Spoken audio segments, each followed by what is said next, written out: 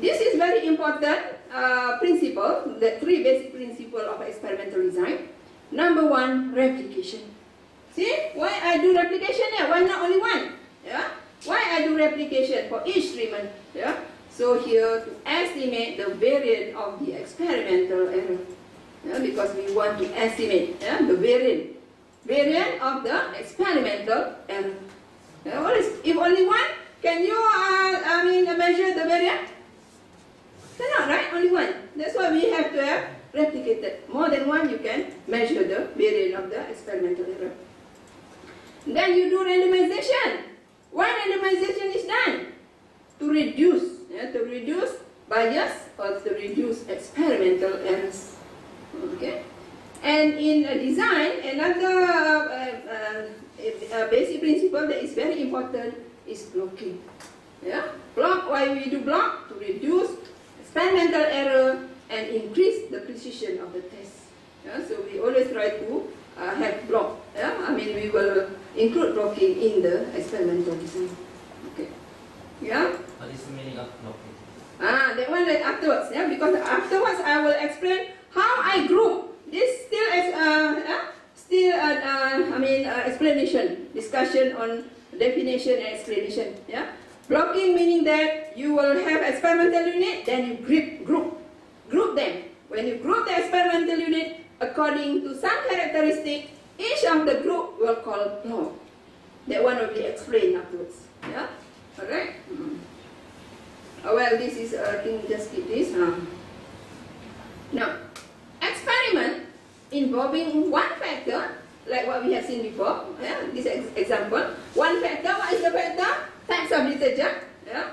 And chance or experimental errors, only we call it one-way analysis of variance. Yeah? So meaning that if you look at this, yeah, this is the total variation in a set of data. When you collect the data, you have many Y here, many Y. Yeah? So let me just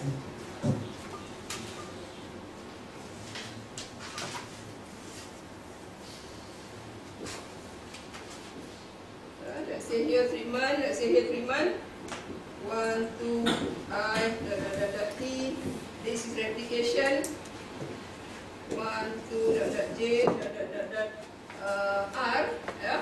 So this is Y, 1, 1, yeah? The first observation of the first treatment, the first replication, and so on. This is Y, 1, 2, and so on. This is Y, I, J. This is the observed value that you get, and that is the response variable that you measure at the end of the study. Yeah? So, of course, when you have many data and many observations here, you can measure the total variation. So these are the total variation in a set of data. Then you partition this into two components, where the first component here is the variation which is due to the factor. Yeah? What factor here? Types of detergent. And the second one here, variation or the variability which is due to the error. Okay? So if you partition the total variation in set data into two components, one is the factor that you study, the other one is the error. We call this one-way analysis of variance technique. Okay? You said treatment and error? Yeah, error. Here, the error, yeah. So the sum square of treatment and sum square of... Yeah. Is this sum of square of treatment, sum of square of error? Okay. Yeah. This is the total variation in set of data. Yeah. If you cannot see that, you see here. If you want to, you take a random sample, x1, x2. This is just an easy way to get xn. Then to compute the variance, s squared, sum, remember here, xi minus x bar squared, right? Divided by n minus 1. Everyone knows this. The sample variance. Yeah, the sample variance. But now our data in a two-way direction.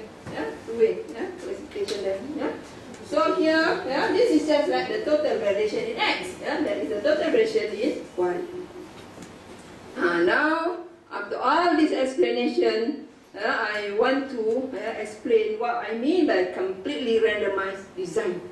Yeah, completely randomized design is the basic design in statistics. Yeah. And this complete randomized design will make use of one-way analysis of variance technique. Okay. Now, so you need to understand what is CRD. In short, I call it CRD. Yeah. Yeah. So, how to identify this CRD design? Yeah. First, you have to know that only single factor is being studied. Only one factor. Yeah, I want to study the effect of one factor on the response variable. Yeah, so you have to know. You think, you sit down and think, this one way, only one factor that you want to study. Now you have to know that the experimental unit must be as homogeneous as possible. Yeah, meaning that the experimental unit that you use must have the same characteristic. That is for CRD. Then finally, how the treatments are assigned to the experimental unit. The treatments are assigned at random to all the experimental units. Yeah, so these three, if you make use of these three characteristics of CRD, then you will use this one-way analysis of variance. Okay, must satisfy all of this. Oh, you don't get this one, eh? Tak ada tu, tak dapat dia. Handout, tak ada notes. Okay. Okay, so I already mentioned for one-way analysis of variance. Yeah, for completely randomized design, we only study one factor. Only one factor study, and make sure that there are no extraneous factors that will affect the experimental result.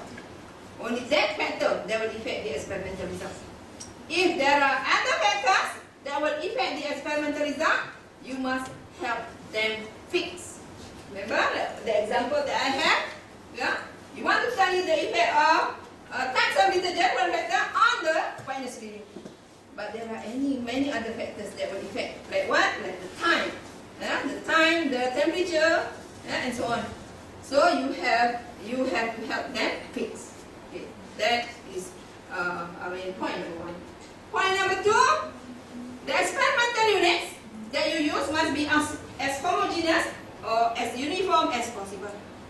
Then the way how you assign the treatment should be assigned at random to all of the experimental units. For example, here, let's say a study in the hospital has been using a standard type of therapy for cancer patient. Dah nak habis pula dah? Berapa dah habis ni? Okay. Sambung kan? 10 minutes. Sudah habis? Sambung. Baru je baru nak warm up dah. Ni lagi 5 minit ya? Okay. So you see here, So what the researcher want, he looking at this hospital, he has been using standard type of therapy, to treat cancer patient. And then there are two new therapies, two types of therapy. So meaning that he want to compare whether the new one is better than the first one. So you want to compare these three types of therapy on the cancer patient. So if you want to do this, you want to compare this, if you want to use complete randomized design, meaning that the patient, that is the experimental unit, must be as homogeneous as possible, isn't it? So meaning that what? So as a researcher, you have to think about it. Meaning that this, the cancer patient must be of the same time, right? The same time, and their stage must be the same, and other factors also you must keep the same. Okay, so that is example number one. Production engineers perhaps would like to investigate if there are real differences in the fine levels of cotton, because they want to see the percentage of cotton in doing this for making mention. So they have this kind. You want to see that the percentage, 5% cotton, 10%, and so on. So what is their effect on the strength of the making this mention. So to do this experiment, because I'm not engineer, you have to think, for engineer they have to think. Perhaps you need a raw material. Perhaps you need to have raw material to do this experiment. So you have to make sure that the raw material should be of the same type, from the same source, and everything must be the same. Yeah? And also a few more examples here that you can think about. Yeah? That all the experimental unit must be the same. Yeah? Like the last one here. You want to see the effect of 3 teaching methods on students' performance. Yeah? So if you want to choose complete randomized design, meaning that you should use the student with the same IQ, same CDPA or what. Yeah? So you need to have all the experimental unit as homogeneous as possible. Okay, so this will be suitable for completely randomized design. Okay, so for this design, yeah, so we need to know their model. Okay, the model for this design. Once you identify the design that you want to use completely randomized design. So you have to know what is the model. Yeah, so I think I don't have to write and everything, that takes longer time. So if you look at this, these are the model. Mu, tau I, plus epsilon ij. Yeah? Where mu is the overall mean. This is the Three-man effect. The Three-man effect. And these are the error. Yeah? Why I have to insert error here? Because you remember at the beginning of the lecture, I mentioned that you try your best to do this control experiment randomization, and if still there are some extraneous factor that cannot be eliminated completely, then we consider them as experimental error. Yeah? That's why here we have error in this model. Is that the baseline? Mu is this is the overall mean. The overall mean. Yeah, for this, when you get the data, we denote them as the overall mean, of the data that you get. Yeah, and this is the effect. You have to know this is the effect of the Three-man, and these are the error term. Yeah, these are the error term. And of course, for this model, there are assumptions here. Yeah, the error term is assumed to be normal. Yeah, to be independent. Yeah, normal with mean zero and constant variance sigma squared. Yeah, I'm not sure whether you are familiar with this notation or not. Yeah, with all this sigma squared and so on. Yeah. Okay, so this assumption. Yeah, why you need this assumption? Because when you want to derive the test statistic, afterwards when I want to test hypothesis, I need to have this, this assumption. Without this assumption, I cannot derive the test statistic to test the hypothesis. Okay? The null hypothesis? No, this is the assumption of this model. The null hypothesis has not been written yet. Yeah? So first, I want to make sure you understand this is the model, these are the assumptions. Yeah? And yeah? The new, right? What does the mean, overall mean do? I mean, what does it add to the equation? Oh, you need to add this into the equation because when you collect your data, you will have mean. This is the overall. You have all the data just now. You have the overall mean, and this is the effect of the treatment. Afterward, you will see. We want to measure this effect. We want to estimate this overall mean. We want to estimate this tau. The tau is the treatment effect. Yeah. And actually, afterwards I mentioned, actually this model describes two different situations. Yeah, it describes two different situations with respect to the Three-man effect. Yeah, it describes two different situations with respect to the Three-man effect. We refer this as the fixed and random effect model. Yeah, so this model describes two different situations. What are those situations? One random situation, another one fixed situation. That's why afterwards I will mention that there are fixed and random effect model. Okay? Now, for fixed effect model, first we have the model here. Yeah? For fixed effect, we have the tau, the tau I, the Three-man effect. Yeah? There is an assumption here where the sum of the tau I equal to 0. Yeah, sum of the tau I is equal to 0, and this the mu I, the tau is defined as mu I minus mu. Yeah? Where the treatment effect is defined as the deviation of each treatment mean from the overall mean. Yeah? And this is for the fixed effect model. And for fixed effect, you have this extra assumption. Yeah?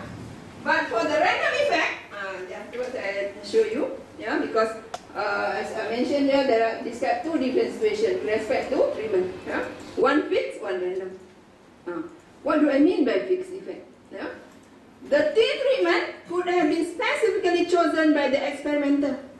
Yeah, meaning that the researcher specifically want to compare, let's say, 4 types of detergent. You specifically chosen that treatment. Yeah? Here, for the fixed effect, the model is the same, except that this is additional assumption. For the fixed effect, we want to test hypothesis about the treatment mean. The treatment mean, mu I. I want to test H0, mu I. Mu1 equal to mu2, mu t in general. How many mean that you want to test? This is the null hypothesis. Okay? Here, for this fixed effect, the conclusion cannot be extended to similar treatment that were not explicitly considered in the analysis.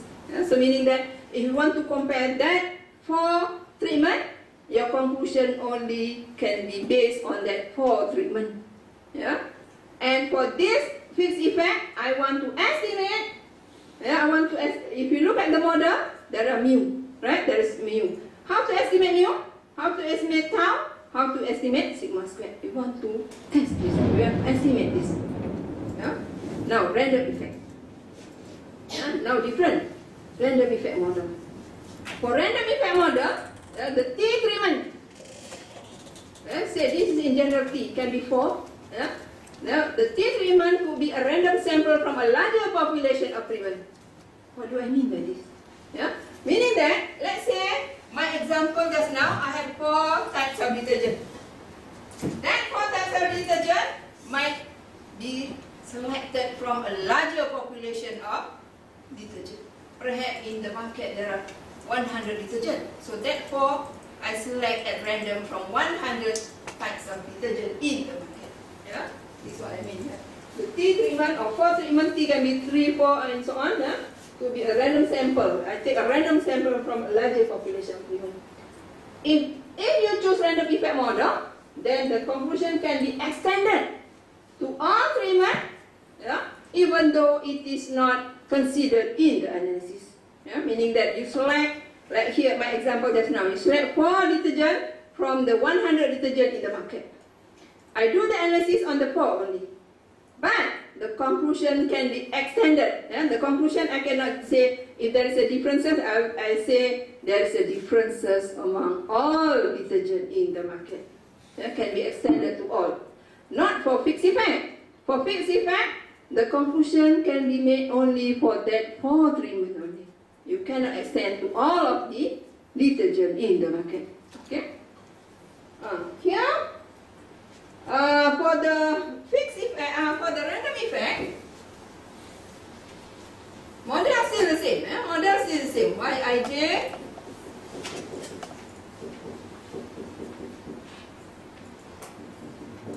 Model is still the same for fixed and for random. The only difference now, for random, tau is fixed. But for random effect model, tau is a random. So we do not want to investigate tau, but we want to test hypothesis about the variability of tau. So tau now is a random variable. So this random variable, there's another assumption here, where tau I is independent, normal, with mean 0 and constant, it's not constant variant, normal with mean, with a variant for the tau. Cannot see. So please repeat that again. So for the random effect, tau is random. Not for the fixed effect, tau is fixed. But here random variable. Random variable has a distribution. What is the distribution? It's going to be normal, it means 0 and variance sigma squared tau. Yeah, sigma squared tau, meaning that the variability for the treatment effect is different from what we have seen here. Remember epsilon ij normal we mean 0 sigma squared. Here look back, different. Yeah. Here the other one, tau I normal we mean 0 and constant variance sigma squared tau. Yeah, this is for random effect. Yeah, tau has distribution normal independent. So if this is if the model is random effect, then you're not testing the H naught. This is to test for fixed effect. For random effect, you test H naught sigma squared tau. Yeah, sigma squared tau equal to 0. We want to have the variability which is due to the treatment. We want it to be as small as possible. That's why we want to have equal to 0. Okay, all right. The replication is not considered, right, in this case? Still, replication still. You need the replication. Why you need replication? In the experiment, you need replication because you want to estimate the variability of the experimental errors. Yeah, because you have. Yeah. So why doesn't the tau has the ij as well? The j. Where? The tau, because error has the ij. Oh, because the error of the epsilon ij is the error for the experiment. But this is the this is only for the treatment. Tau is treatment, only for the treatment. Yeah, for the variant for the all of the observations. ij. Yeah. So the j is not included. Not included. Yeah, just for treatment. Yeah. Okay. Now comes to how to do the randomization. Yeah, how to do the randomization. Yeah. So to do this randomization, yeah. So you need to plan. Yeah. So let's say I refer to the detergent data. Yeah. For the detergent data that I mentioned earlier, how many treatment do I have? How many detergent? 4, right? 4 types. Yeah. And I want to replicate how many times? 3 times. Yeah? 12. Altogether the experimental unit has 12. Yeah? So here, how you want to assign the detergent, the types of detergent, onto the experimental units. Yeah? So first, you prepare the experimental unit. That is the sample white cotton cloud. Yeah? So you prepare how many of them that you want to prepare? 12. 12 sample white cotton cloth. Yeah? Then you want to assign number. Because afterward we know this is number 1, this experimental unit 1, this 2, 3, and so on. Assign number. Yeah? Then, since you have 12, you have to choose 12 random digit number from the random digit table. Yeah? So you select 12 random number from random digit table. So since we have limited time, so we don't look at the table. Yeah, assuming that you know the table. Yeah? The table is just, yeah. Yeah. Have you seen a random table before? Huh? See, huh? See, random table like this. Yeah? Random table. Yeah. So this table, each of the observation has been generated such that each of them has equal probability of being selected. Yeah, so meaning that anywhere you pick, you have the same probability. Each of them has the same probability of being selected. So there is no selection bias. Yeah. So for this table, you may start anywhere. Anywhere you pick, have the same probability of being selected. Yeah. So for example, in this example, I just take the first column. I take the first 3 digits from the first column. Okay? So what we get? Here. So 859074962 and so on. I take 12 altogether. Then what I do? I rank them. I rank the observation in increasing order. Yeah?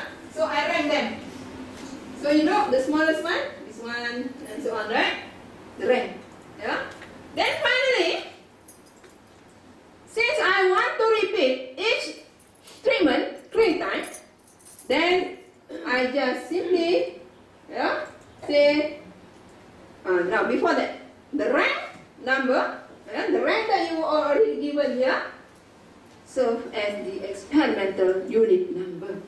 Yeah. So these are the experimental unit number.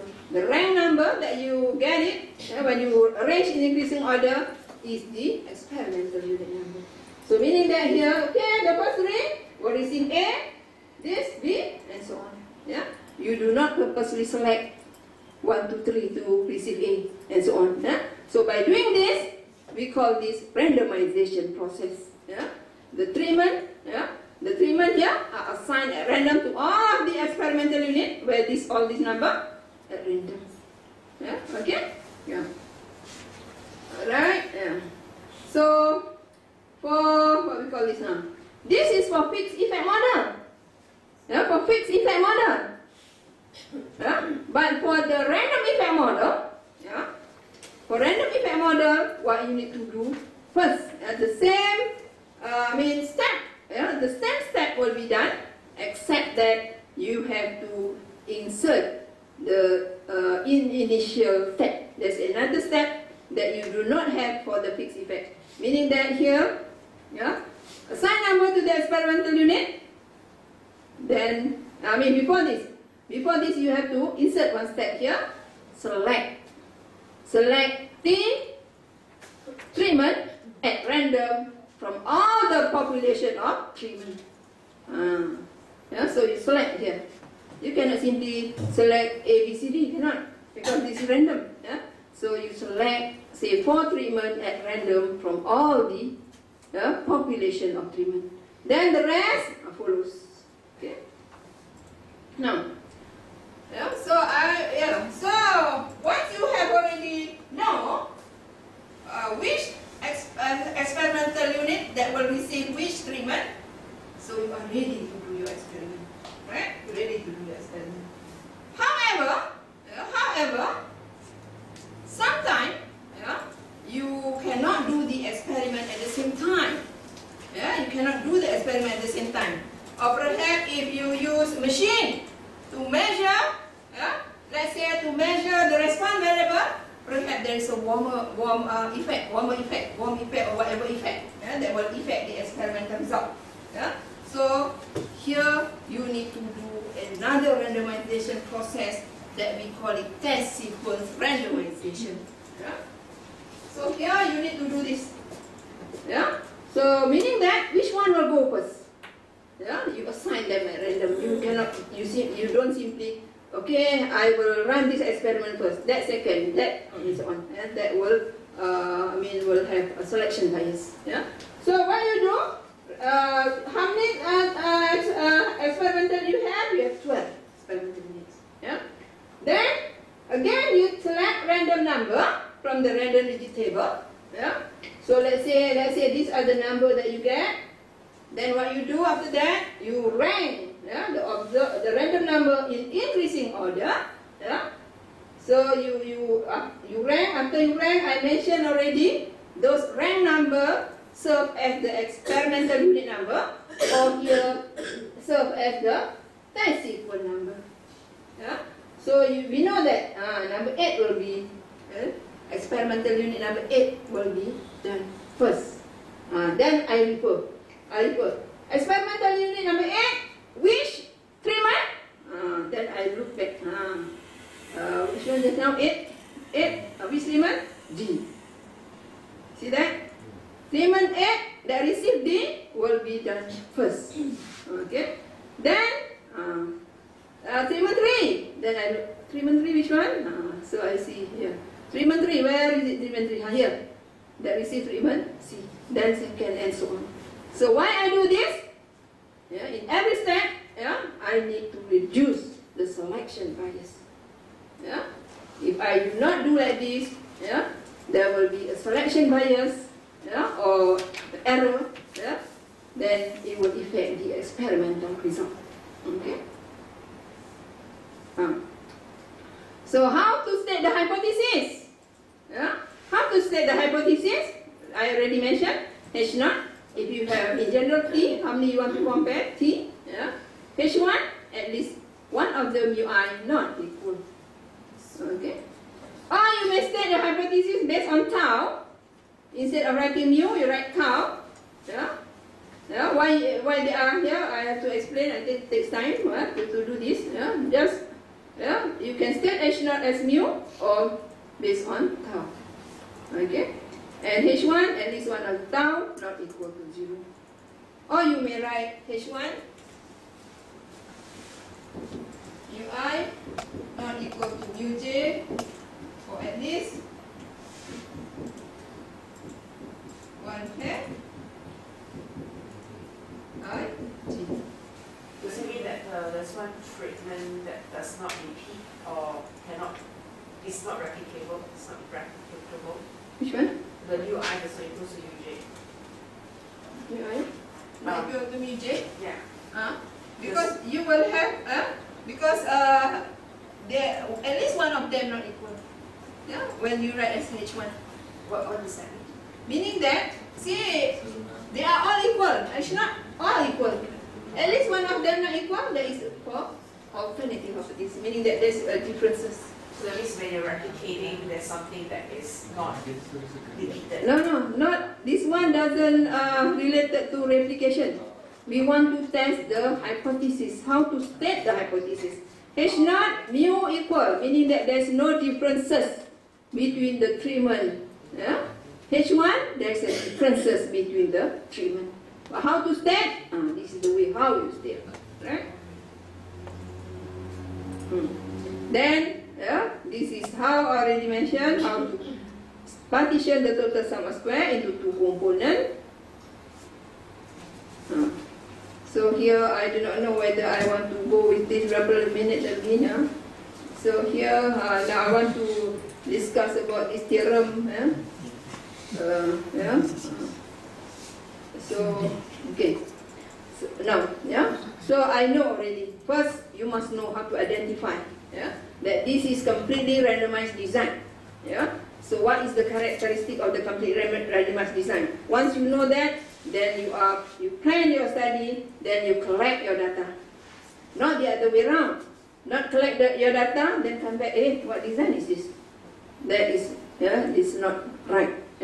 And some of the statistic practitioners outside there, they do the other way around. They collect their data, already their data, they don't know what statistical, what design that they have used. That is very wrong. So once you have identified the design that you use, then you know how to state the hypothesis, you know how to write the model, then we are ready to test the hypothesis. But how to test the hypothesis? What test statistic to use? First, we have to understand what is the expected mean square. If you see just now,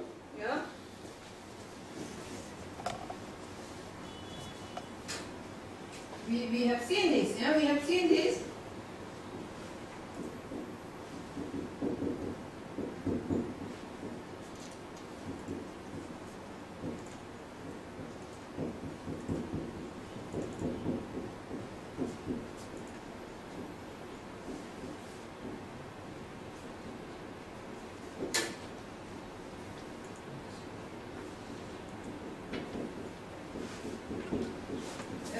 So we have seen this, that the variation in a set of data can be partitioned into 2 components. This is the component that we call SS, SSTR. This is SST. Due to the treatment, due to the error. And if I divide this by degrees of freedom, so here, how many experimental units that you have? TR of TR minus 1. And for the treatment, how many treatment do you have? You have T treatment, right? T. So you use 1 degree of freedom here, and here you have T R minus 1. So here, okay. When you divide SS by degrees of freedom, you get mean square. You can estimate the variability. So here, before we can derive a test statistic to test the hypothesis, first we would like to see the expected mean square. What do we expect? The mean square treatment and the mean square error to be if I do it repeatedly. So the expected mean square error on the average, if I do this experiment repeatedly, the AMSR, expected mean square treatment, MSTR, this will be sigma squared. This is R.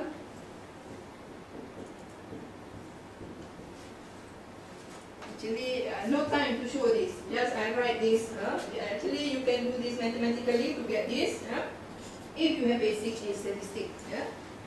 So here, expected mean square error. This is sigma squared. Can be shown equal to that sigma squared. This is the sigma squared, the variance of the error term. Remember, where epsilon ij is assumed to be independent, normal, with mean 0 and variance sigma squared. The variance of the error term. Okay, now we want to see on the average, if you do this experiment repeatedly, what do you get? What is the MSTR? MSTR, you can show mathematically, you will get this. The MSE, you can show that you expect to be sigma squared. Okay? Now, since our hypothesis H naught, H naught tau, you can write as tau 1 equal to tau 2, tau t equal to 0, or you may write as mu. Remember, H1, at least one of these tau not equal to 0. So when you want to derive a test statistic, we assume that H naught is true. Assuming that H naught is true, assuming that H naught is true, or under H naught, assuming that H naught is true, these two are equal. Because this is 0. Tau is 0. Under H naught, or assuming H naught is true, MSTR equal to EMSE. Okay? But if H1 is true, because at least one of these equal to 0, there are some values here. So, under H1, MSTR will be larger than MSE. Okay? So, meaning that in order to test the hypothesis, you need to compare the MSTR with the MSE. If MSTR is larger than the MSE, reject H naught. If it is, if it's small or close, fail to reject H naught. The problem now, how large is large? How large is large? We just cannot, this provide a basis of comparison. How large is large? Okay, so we need a guideline. We need to have a guideline to know how large is large, so that H naught can be rejected. Okay, so here, well, this expected. If you remove this, you will get estimated value here. Okay. Right? So meaning that the estimator, because you see that here, remember here, epsilon ij, independent, normal, we mean 0 and variant, sigma squared. The variant of yij or variant of error. Okay? This value cannot be, this is a true value. We do not know this value. So we estimate them with the MSE. That's why MSE that we want to compute afterwards. So now come back to the test statistic. Come back to the test statistic. We have seen this. The comparison between MSTR and MSE provide a basis for testing hypothesis. If they are large, if their difference is large, reject H naught. Otherwise, fail to reject H naught. As I already mentioned, we need a guide to test to have this test statistic to test this hypothesis. So, in order to do that, we need a test statistic. We need to develop a test statistic. Okay. To develop this test statistic, we make use of this concurrence theorem. Where in this theorem it says that if all n observation of yi come from the same normal distribution with mean mu and variance sigma squared. Okay, so if you look at our example just now,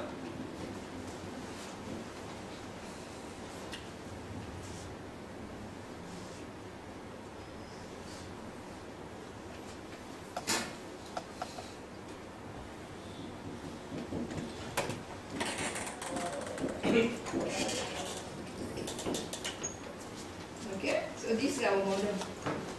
Yeah, this is our model. Under H0, because if we want to derive a test statistic, we always assuming.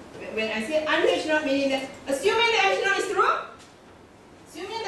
true, now all equal to 0, or mu is all equal. Yeah. So meaning that if this all equal to 0 and the expected value is 0, yeah. So what left is mu. What left is mu, right? So meaning that here, yeah, we want to apply this theorem. If all the TR, because all the treatment, all the experimental unit that we have is T multiplied by R. And this many experimental unit that we want. Yeah? Because I consider 4 treatment, I want to replicate each 3 times. So 12. Yeah? So if all TR observation of the Yij, this is in general, I can write Yij, come from the same normal distribution. Same normal distribution. With mean mu, yeah, with mean mu, expected Yij is mu, yeah, expected by with mean mu, and variance sigma squared. The variance sigma squared, yeah, because here, yeah, here the expected value of Yij is mu. Because under is not this 0, yeah. And the variant, yeah, the variant of Yij, if we look at this model, constant, so this variant will become sigma squared. Yeah? Yeah? That's why, in order to derive the test statistic, you need to have this assumption. Without this assumption, you cannot derive the test statistic. Yeah? So we are assuming that this is correct, so you can have this mu sigma squared. And the SSDOT, the total variation instead of data, yeah. The total variation instead of data. Just now I wrote here SSER plus SSE, yeah. And total can be decomposed into K summa squares. We decompose into 2 summa squares. That is, we have SSCR, yeah, and SSE. Yeah. And if I divide this SSCR, each of these SS with some SSDR, if I divide with sigma squared, each of this, yeah, SSE, yeah, if I divide this with sigma squared, I will get chi-square distribution. Yeah. So this will be, yeah, each of these will become chi-square with degrees of freedom following the degrees of freedom of this. Before I already mentioned TR minus 1. The degrees of freedom here T minus 1, here TR minus 1. So each of these, if divided by sigma squared, will become chi-square degrees of freedom. Chi-square with degrees of freedom T minus 1. And this one, chi-square with TR minus 1. Okay. These two are independent. Yeah. This chi-square that form from here is independent of the other one. Yeah. If the degrees of freedom of the total, yeah, the total is n minus 1. But for our design, TR minus 1. So TR minus 1 equal to the sum of degrees of freedom this and degrees of freedom that. Yeah. So now, with this theorem, yeah, I get 2 independent chi-square. Yeah, I get 2 independent chi-square. But you have make sure that I cannot get these 2 independent chi-square unless the error is independent with normal mean 0 and variance sigma square. That is very important. Yeah? You cannot get that 2 independent chi-square without that assumption. Okay? Sorry, the error is independent of what? The error, remember the model? the error should be independent, meaning that cannot be correlated of each other. Only not, so it's not dependent on each, so each error is independent. Yeah, independently. Yeah, normal should have to be normal here, 0 and relativity maximum. Okay, so this assumption has to be satisfied. Yeah. After you analyze your data, you have to check. Later on you will see many things to be done. Yeah? You have to check whether really that assumption has been satisfied or not. Without, if the assumption is not satisfied, you cannot derive the test statistic. Okay? No. So, okay. So now you have with this theorem, you have already two independent chi-square distribution under H0. I already mentioned that assuming the H0 is true, with all those information that I give you, we have produced two independent chi-square. Yeah? Now we are ready to use the F statistic to construct the test for testing the hypothesis of no differences between the treatment.